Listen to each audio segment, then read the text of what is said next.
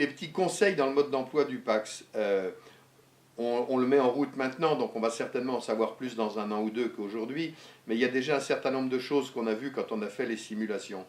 Si vous souhaitez utiliser une saillie d'un étalon, par exemple Canaan, et que vous avez 4 juments, le PAX va vous aider à choisir laquelle de ces 4 juments a le plus de points de compatibilité avec Canaan, donc laquelle risque de produire avec Canaan un poulain qui corresponde le mieux à ce que vous avez décidé être le poulain idéal. Donc, premier élément, on peut utiliser le PAX pour choisir laquelle de ces juments donner à un étalon. Deuxième utilisation possible du PAX, c'est d'essayer de déterminer parmi les 50 étalons du GFE quels sont celui ou ceux qui sont les plus compatibles avec une jument donnée. Alors on peut chercher parmi les 50. Vous verrez dans le mode d'emploi du PAX qu'on peut aussi restreindre le choix par la technique de monte. On peut ne choisir que des étalons qui font la monte en frais, ou ne choisir que des étalons qui sont en deçà d'un certain prix de saillie, ou on peut choisir parmi tous les étalons. Et le programme va vous donner les 10 étalons qui ont le plus de points de compatibilité en les rangeant par ordre de prix décroissant. À vous après d'aller analyser dans le détail comment est-ce que ces points de compatibilité ont été obtenus.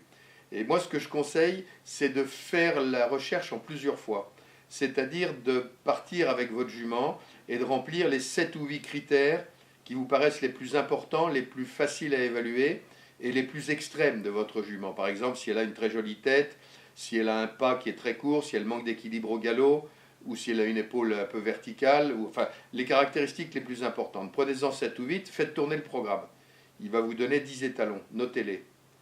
Recommencez en rajoutant 8 ou 10 autres caractéristiques sur l'inclinaison de la croupe, les aplombs, la suspension des boulets, etc. Des choses qui ne vous paraissaient pas essentielles, mais rajoutez 10 caractéristiques, refaites mouliner le programme, vous allez avoir 10 noms, qui ne seront pas forcément les 10 mêmes que la première fois, puisque vous avez donné d'autres informations à l'ordinateur. Et puis faites-le une troisième fois en mettant vraiment tout ce que vous pouvez mettre comme caractéristique pour votre jument. Vous avez de nouveau 10 noms. Les étalons qui vont être communs aux 3 listes, c'est vraisemblablement ceux qui sont les plus compatibles à tous les niveaux avec la jument en question. Donc vous pouvez essayer de fonctionner en plusieurs fois pour essayer de dégager une impression d'un étalon qui est véritablement destiné à cette jument-là. Petit truc aussi, vous allez être tenté de vous dire qu'il y a des choses qui sont plus souhaitables que d'autres en termes de caractéristiques morphologiques. On a essayé d'expliquer dans le petit guide qu'une caractéristique morphologique, c'est jamais ni une garantie de performance, ni une garantie de contre-performance. C'est les interactions entre les caractéristiques qui sont importantes. Donc c'est pas la peine d'essayer de travestir la vérité en vous disant ma jument va être entre guillemets mieux notée ou mieux croisée si je lui prête plus de qualité qu'elle n'en a. Et pour ça, ce que je vous conseille, c'est de fonctionner en binôme, c'est-à-dire de vous mettre avec votre voisin, et puis c'est vous qui allez décrire sa jument à lui, parce que vous allez la décrire plus objectivement, c'est pas la vôtre. Et vous allez lui demander de faire la même chose avec vous. Et vous allez comme ça ensemble arriver à une description de votre jumenterie qui sera probablement plus proche de la vérité, et le PAX ne vous restituera que ce que vous lui avez apporté. Donc c'est important d'essayer d'être le plus objectif possible dans la caractérisation. On l'a fait pour les étalons, on publie tous les critères d'évaluation de nos étalons. Il faut que dans vos juments, vous soyez le plus objectif possible dans la caractérisation pour obtenir un effet maximum de fonctionnement du PAX. Alors, dans les petites astuces pour utiliser le PAX bien, quand vous allez vous retrouver avec une liste d'étalons qui ont des points de compatibilité, mettons vous avez 3 étalons qui ont le même nombre de points ou à peu près le même nombre de points de compatibilité avec votre jument. Il faut que vous alliez dans le détail et que vous regardiez comment le total de points de compatibilité a été obtenu. Ça peut être soit parce qu'il y avait pas mal de critères légèrement positifs, ou parce qu'il y avait quelques critères très positifs malgré quelques critères très négatifs. Donc il faut vraiment rentrer dans le détail en disant l'accouplement de ma jument avec cet étalon-là risque d'être très positif à tel et tel point de vue, mais attention, elle a les jarrets droits et les boulets bas, lui il a les jarrets droits et les boulets bas, ça fait une grosse mauvaise note dans le schéma. Il faut peut-être quand même éviter ce croisement malgré tous les points positifs, parce qu'il y a un point négatif très fort. Donc il ne faut pas se contenter du total de points, il faut rentrer dans le détail des points, dans le détail dans la manière dont ces points ont été obtenus. C'est-à-dire qu'il faut aller voir sur le dernier écran du programme quels sont les points de compatibilité, les points neutres et les points de non-compatibilité dans le croisement qui est envisagé.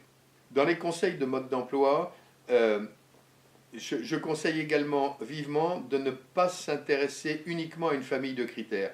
Vous avez les critères morphologiques, les critères de locomotion, les critères de saut et les critères de tempérament. Comme on le voit dans la lecture du guide, il y a énormément d'interactions, c'est-à-dire des critères morphologiques peuvent être compensés par des critères de locomotion. Un cheval qui a, je reprends l'exemple de l'épaule, qui a une épaule un petit peu verticale, mais qui a énormément d'amplitude et de souplesse dans son pas, ça va être une caractéristique qui sera moins négative qu'un cheval qui a la même épaule verticale avec un pas court et un dos raide. Donc pour obtenir un bon effet du PAX, il faut vraiment renseigner des critères dans les différentes familles, c'est-à-dire de la morphologie, de la locomotion, du saut si possible, et du tempérament si possible. Mais en tout cas, si vous ne remplissez pas tous les critères de votre jument, il faut au minimum remplir les critères que vous pouvez en morphologie et les critères que vous pouvez en allure. Pour reparler des interactions, reprenons notre jument avec l'épaule droite, c'est pas très heureux. Elle a un bon pas, ça compense un petit peu. Si elle a une bonne technique des antérieurs, l'épaule droite devient une caractéristique morphologique de moindre signification. Donc on peut lui accorder moins d'importance, voire faire tourner le PAX sans cette caractéristique-là, voir si ça élargit le choix des étalons. Il faut donc bien faire attention d'aller piocher des caractéristiques dans toutes les familles de caractéristiques qui vous sont proposées, morphologie, allure, aptitude au saut et tempérament.